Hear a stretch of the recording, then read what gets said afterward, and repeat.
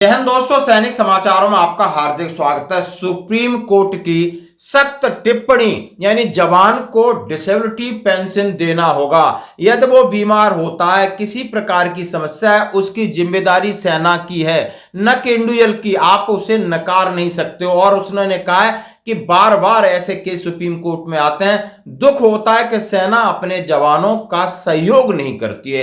दोस्तों, ये बहुत बड़ी बात है। यानी माननीय सुप्रीम कोर्ट कह रहा है कि ये डिसेबिलिटी का हकदार है। और जब हम बाहर जाते हैं, आरएमबी होता है, तो आपको इसलिए डिसेबिलिटी नहीं दी गई कि बोला आपकी जेनेटिक प्रॉब्लम है, आपकी गलती है। कोई गलती नहीं, सुप्रीम कोर्ट ने कहा है वो दिव्यांग पेंशन का हकदार है। दोस्तों, मैं बात करूंगा यानी मनोकामना सबकी पूरी होगी। कटोरा लेके भीख मांगने वाले देशों को कहीं नहीं मिल रहा है, सहयोग कर रहे हैं। प्रेस कॉन्फ्रेंस मीडिया को कह रहे हैं कि हमारी कोई गलती नहीं, भारत हमारे ऊपर जबरदस्ती युद्ध थोप रहा है। हाँ जी दोस्तों, और मैं बात करूंगा एक सैनिक जो जम्मू कश्मीर में पोस्टेड है, उसके घर पे पर्चा लगा दिया जाता है कि आपको एक कौम से दूर रहना है, नहीं तो आपके घर के परिवार को खत्म कर देंगे। जरा उसके बारे में बात करूंगा। तो सबसे पहले मैं माननीय सुप्रीम कोर्ट को सैल्यूट करता हूं, जहां पर हमेशा वो एक कृपा दृष्टि, दया दृष्टि, एक ह्यूमैनिटी, जो मानवता का ग्राउंड है, सैनिकों के साथ दिखाते हैं।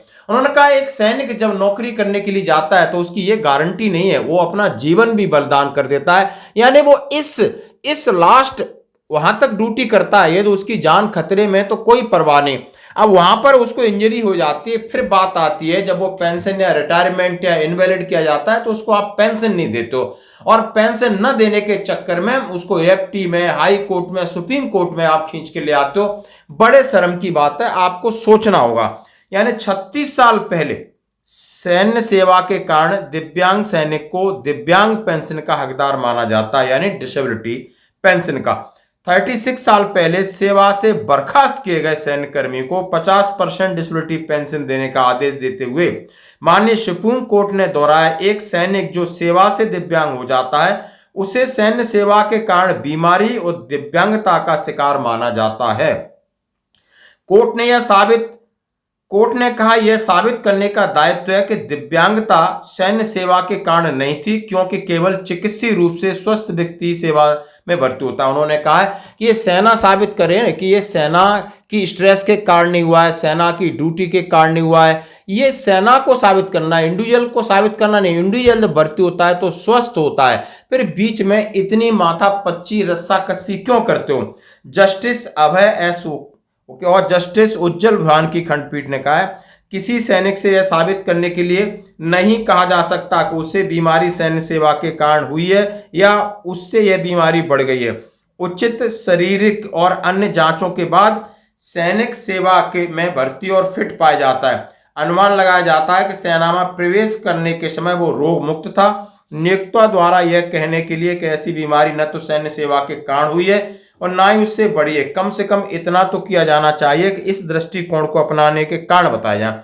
कितनी अच्छी बात कही। जब वो भर्ती होता है तो स्वस्थ होता है, मेडिकल सर्टिफिकेट होता है, फिर 24 घंटे आपके यहाँ नौकरी करता है, पिला रहता है, फिर आप कहते हो कि नहीं भाई ये तो फिर आपकी जेनेटिक है और सैन्य सेवा के कारण बीमारी नहीं हो। ये प्रूफ आपको करना होगा, सिस्टम को करना होगा। यदि सैन्य सेवा के कारण हुई तो इंडिविजुअल से पूछा जाता है कि साबित करो, इंडिविजुअल साबित नहीं करेगा। जज साहब ने बहुत अच्छे से उनकी खटिया खड़ी की और उन्होंने कहा है कि एक अपील दायर की जिसमें अपील करता दिव्यांग पेंशन उसको 20% से कम थी। अपील करता 1985 में सेना में भर्ती हुआ, 89 में उसको टॉनिक क्लिनिक सीजर ओल्ड के हिसाब से बीमारी एक रिफ्लेक्ट हुई, जिसका मूल्यांकन अमान्य मेडिकल बोर्ड 20% से किया जाता है और उसको उसकी पोस्टिंग ग्लेशियर में उसकी पोस्टिंग के कारण ये बीमारी हुई और उसको कोई पेंशन नहीं मिलती है। और आज माननीय हाई कोर्ट ने, आप समझ सकते हो, 36 साल बाद कहा कि ये पेंशन का हकदार है। अब मामला 36 साल तक कहां अटका रहा होगा, भटका रहा होगा, कितनी तकलीफें उठाई होंगी। यानी जब उसको 25 अप्रैल 2025 को डिसीजन मिलता है। और इस तरीके के आप देख सकते हो बहुत सारे केस हैं। इस केस का पूरा ब्यौरा है और उन्होंने, जज साहब ने सीधा सीधा कहा है कि सेना को ऐसे विवेकपूर्ण निर्णय लेने चाहिए। अपने जवानों के साथ जो रहते हैं या काम करते हैं तो कई प्रकार के ऐसे मामले माननीय सुप्रीम कोर्ट में आते हैं, उन्हें देख के हैरानी होती है कि ये सामने बीमार है, डिसेबल है, 24 घंटे की नौकरी करने वाले व्यक्ति के साथ ये पूछा जाता है कि नहीं, ये बीमारी आपके अन्य कारणों से हुई है, अन्य कारण का कोई कारण नहीं बनता। दोस्तों अब मैं बात करूंगा, जैसा कि आपके सामने एक प्रेस कॉन्फ्रेंस दिखाने से पहले सभी की मनोकामना पूरी। ये बहुत अच्छे अमिताभ ठाकुर हैं, बहुत अच्छे रिपोर्टर्स हैं, मैंने हमेशा इन्हें फॉलो करता हूं। उन्होंने कहा है इस बार सबकी मनोकामना पूर्ण होगी, किसी की इच्छा बाकी नहीं रहेगी। परमात्मा ने शायद यही तय किया होगा भारत की नीयत में कि जितने ये वचन बहादुर थे, इन सब की इच्छा पूरी कर दो एक ही बार में। दुनिया का कोई मुल्क नहीं है ऐसा जिसकी हैसियत हो, जिसने कहा हो कि अगर भारत पाकिस्तान पर को सबक सिखाएगा तो हम पाकिस्तान के लिए लड़ने आएंगे। एक भी मुल्क नहीं मिला। क्या कटोरा लेके मुनीर लड़ लेंगे? मियां मुनीर, ये मुनीर के झुंझुने लड़ लेंगे? ये आर और पार का वक्त है।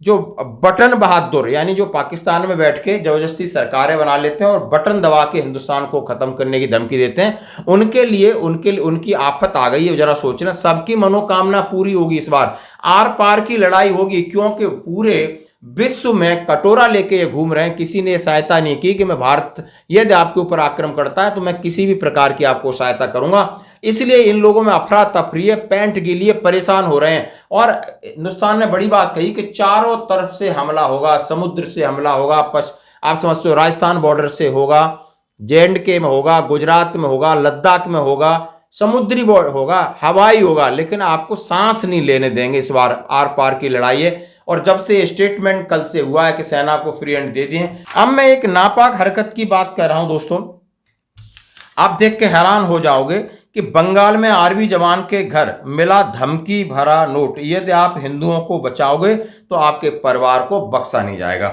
आप समझ सकते हो किस तरह की मानसिकता है। हुगली में जवान के घर बाहर चिपका मिला धमकी भरा नोट। जम्मू कश्मीर में तैनात है कमांडो सिपाही, परिवार ने पुलिस जो शिकायत दर्ज कराई हो, घर के बाहर उसकी सुरक्षा। आप देख सकते हो ये आधा उर्दू में और आधा इंग्लिश में लिखा हुआ है।